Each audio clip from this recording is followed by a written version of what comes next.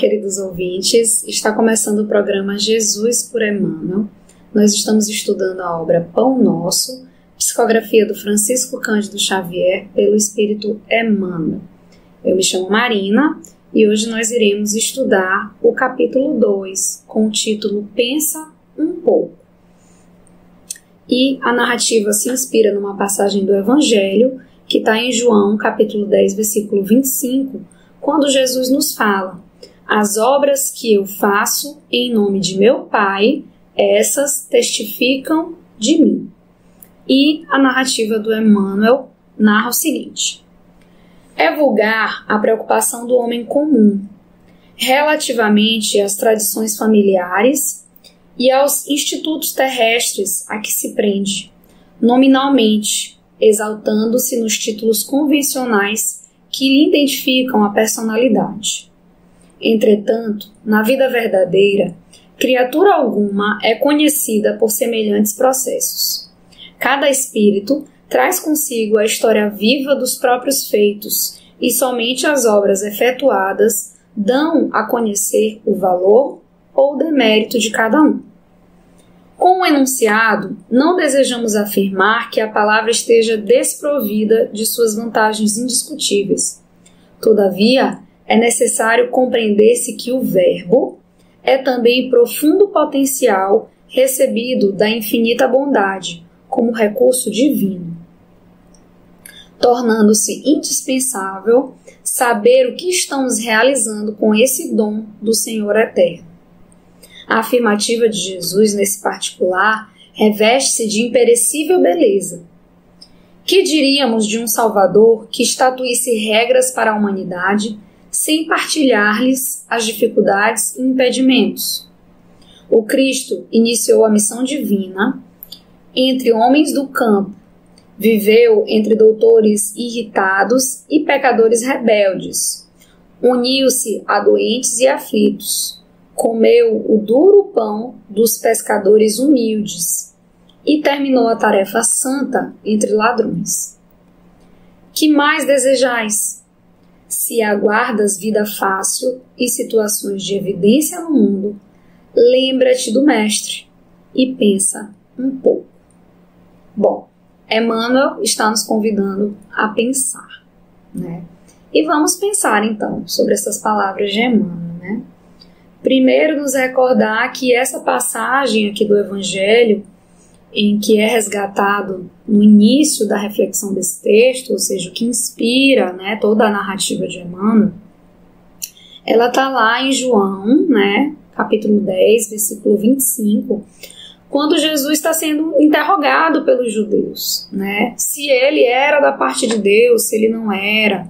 Estavam também naquele contexto tentando apedrejar Jesus por blasfêmia, né, pelo fato dele afirmar de que ele e Deus eram um só. E os judeus estavam ali questionando.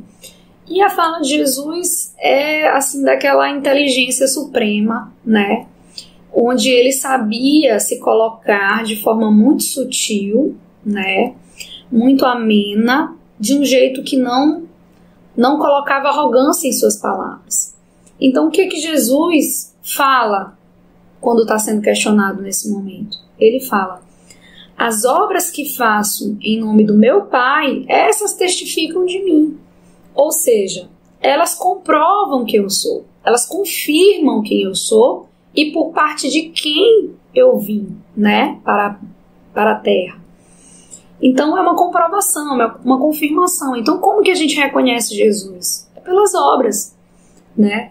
E aí, Jesus, no final já dessa narrativa do Evangelho, ele continua, e aí ele é mais claro ainda quando ele fala: não credes em mim, credes nas obras, para que conheçais e acrediteis que o Pai está em mim e eu nele. Então, bastava entender, compreender, reconhecer as obras de Jesus para compreender que ele e Deus eram um só, né? Obras grandiosas, verdadeiras, de amor, de caridade, de renovação, né? Então, tendo essa percepção das obras de Jesus, os judeus poderiam entender de quem se tratava. E aí o Emmanuel ele faz um paralelo, então, com essa narrativa, né, do porquê que nós temos que nos reconhecer, que reconhecer Jesus, não só reconhecer Jesus, como também nos reconhecer através das obras, né? E a gente vai ver isso ao longo de toda essa narrativa do Emmanuel. Primeiro, ele traz um ponto de que nós somos acostumados na vida em que vivemos, nesse mundo, nós somos habituados à lógica do mundo. E nós nos reconhecemos por títulos, por status, por condições financeiras, né? Por nomeações da nossa personalidade que está relacionada às coisas do mundo. Então, na vida terrena, a gente se reconhece assim, né? A gente se reconhece pelo que a gente tem, né? A gente se reconhece pelas nossas posses, a gente se reconhece pelos nossos títulos, pelo diploma, pelo certificado. Esses são os reconhecimentos que nós temos. Mas aí fica a questão, será se no plano espiritual é assim que a gente vai se reconhecer? Será que chegando, né, após o nosso desencarne, chegando lá no plano espiritual, será se nós vamos nos reconhecer através desses mesmos títulos de origem material? E aí é o que o Emmanuel coloca. Na vida verdadeira, que é a vida espiritual, os seres se reconhecem por outros atributos, né? O espírito ele traz consigo a história viva dos próprios feitos. Então imagina só, a gente desdobrado, se encontrando lá no plano espiritual. O que a gente vai reconhecer uns nos outros? A nossa vibração, os pensamentos que nós emanamos, as nossas ondas mentais. Então isso é que faz com que os espíritos se reconheçam. É através da energia, né? É através da intelectualidade, através da moralidade. É assim que os espíritos se reconhecem, né? Então, destituído desses títulos mundanos, dessa vida material, o que nós levamos, né, a impressão digital do espírito é a sua moralidade, né? E é por essas obras que se dá a conhecer o valor e o demérito de cada um.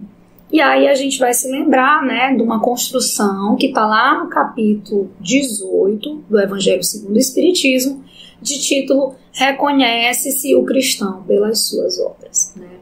Essa passagem que é inspirada também em uma passagem de Mateus, capítulo 7, versículo 16, quando Jesus nos fala: é pelo fruto que se reconhece a árvore.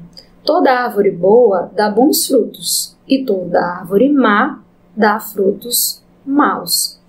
Então é nesse sentido que Jesus já nos alertava, para que nós nos analisássemos, para que nós nos reconhecêssemos pelos frutos que produzimos, ou seja, pelas nossas ações, pelos nossos comportamentos, por aquilo que exteriorizamos, né? Na obra Luz Imperecível, do Honório Abreu, ele reflete sobre essa passagem, justamente sobre essa passagem, reconhece o fruto, reconhece a árvore pelo fruto. Ele faz um comentário e afirma que a árvore, nesse caso, é um símbolo inequívoco da experiência humana. E tudo que emana do ser humano em ações, em palavras e em pensamento são os seus frutos. Então, nós precisamos nos reconhecer, não só pelo que exteriorizamos, mas também pelo que guardamos em nosso íntimo, né? Pelos pensamentos, os nossos sentimentos, e também aquilo que nós verbalizamos. E é aí que o Emmanuel toca também nesse texto, nessa narrativa, a respeito do verbo, a respeito da linguagem. Ele fala: o verbo também é profundo potencial da infinita bondade, né? Então, é através da linguagem que o ser humano se difere de todos os outros reinos da natureza, né? A gente sabe que os outros reinos, os animais, estabelecem um tipo de comunicação muito rudimentar. O ser humano ele tem uma linguagem que lhe dá uma gama de possibilidades de interação e de comunicação. É através da linguagem, né, que nós nos comunicamos, que nós interagimos. É também através da linguagem que nós dizemos quem nós somos, né, que nós nos constituímos enquanto sujeito. A gente sabe, eu sou psicóloga, e a gente sabe o quanto que a linguagem ela é importante no processo de cura do ser humano, porque ali ele se reconhece e ali ele também consegue se compreender, se conhecer, né? entender todas as suas questões íntimas e pessoais. Então a linguagem ela é muito importante. E aí eu acho muito assertivo quando o Emmanuel fala: o verbo também é profundo potencial da infinita bondade. Porque assim como a gente pode morrer pela boca, né? A boca pode ser um manancial de sentimentos ruins, né? De verbalizações hediondas, né? De fonte de maldade, de queixumes, né? De difamação também, né? Então, a linguagem, o verbo, ele pode ser uma verdadeira lástima, né? Um verdadeiro fator de queda do ser humano, mas também pode ser um recurso divino.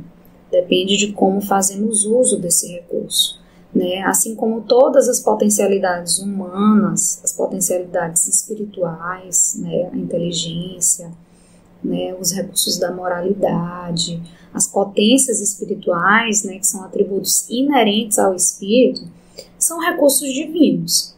E depende, né? Para alcançar essa finalidade divina, depende de como o ser humano faz uso desse recurso, né? De como o espírito faz uso desse recurso ao longo da sua jornada existencial. E aí é por isso que o Emmanuel faz essa pergunta: o que estamos fazendo com esse dom, né? O que proferimos com o nosso verbo? Será se nós levamos através da nossa linguagem, através do nosso verbo, palavras de acalanto, palavras de compreensão, né? Palavra onde somos afetuosos em nossas linguagens, onde buscamos amar com o nosso verbo, propagar o Evangelho, explicar sobre essa verdadeira vida que é tão reconfortadora e que nos mostra um direcionamento para a nossa existência, um modo de ser e de existir mais consciente, né? Buscando evolução, buscando crescimento. Então, se nós fizermos como os apóstolos fizeram, né, após a ascensão de Jesus, lá em Pentecostes, fazer as mais ricas verbalizações em favor do Evangelho, em favor da disseminação desse reino de Deus e principalmente da construção desse reino de Deus dentro de cada um de nós. Então, a linguagem ela pode ser uma verdadeira dádiva, um verdadeiro recurso divino, depende de cada um de nós. E Emmanuel vai além, né, após falar das ações, né, dos frutos que emanam de cada um de nós, pontuar a questão da linguagem, né, do que nós vocalizamos, do que nós verbalizamos, que podem ser dádivas ou podem ser fatores de queda do indivíduo. E aí Emmanuel vai além e nos esclarece que Jesus testifica as obras de Deus não só nas grandes obras, nos prodígios, nos milagres, mas também quanto à lição do sacrifício, das dificuldades, dos enfrentamentos, também exemplificando ali o martírio da crucificação. Jesus andou com doentes, realizou curas, caminhou com pecadores, porque veio para os doentes e não para os sãos. E nos trouxe toda essa grande lição de renúncia e de sacrifício. Exemplificou uma vida muito parecida com a qual nós precisamos passar, não ele. Mas fez isso por amor, para que nós entendêssemos as vicissitudes, as provações, as expiações que precisaríamos passar para galgar esse caminho de evolução. Porque nós precisamos, né? Nós estamos nessa fase de colher as ações, as consequências das nossas próprias ações. Então Jesus nos deu esse testemunho de que realizar obras não significa apenas realizar grandes feitos, mas também ter a resignação, o enfrentamento, a coragem, a humildade de atravessar as dificuldades existenciais que estarão à nossa frente. E assim de nós pensarmos nessa grande lição que Jesus nos deixa, né? Se Jesus, Espírito elevado, passou por tudo isso, o que dizer de nós, né? Então Emmanuel nos convida a pensar sobre as obras de Jesus, sobre esse testemunho que ele nos deixa e refletir um pouco. pensar. Então é isso. Essa foi a nossa contribuição para o divulgar.net. Paz a todos!